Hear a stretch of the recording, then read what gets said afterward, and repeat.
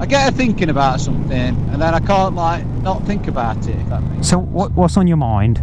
What's troubling you? Well, are we in a simulation?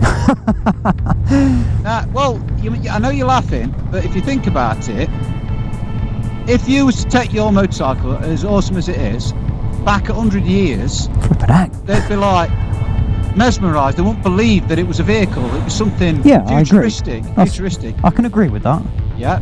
So now, if we're talking about motorbikes, when I was younger, the motorbike games were like Super Hang-On, and you know all about that on the Sega.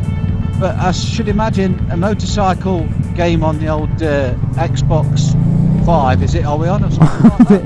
the Xbox 5. Well, you can tell you're up to date with things. It's called something. I think it's got a letter or something in it now. Is it PlayStation 5? Then? I think there's a PlayStation 5, but yeah, I get what you mean. Right, PlayStation 5. So if you compare I'm talking about the sort of mid-80s video game, and we're now in the 2020s. So 40 years on, video games that you play now, a motorcycle game, will be pretty realistic, I should imagine. I think I actually watched a video once, and I thought it was real, and it was a video game, like MotoGP or something. So that's in 40 years. Yeah. Right. So who's to say? Let's say we were fast forward 100 years. Who's to say that the video games in 100 years' time will be indistinguishable to real life now? And who's to say that we're not actually participating in one of these video games 100 years in the future?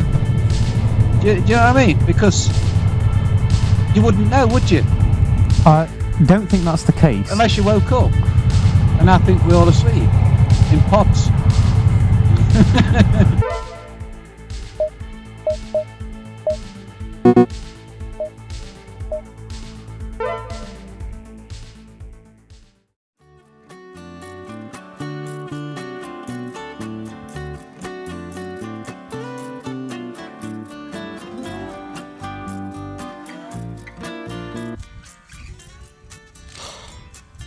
Games are so unrealistic nowadays.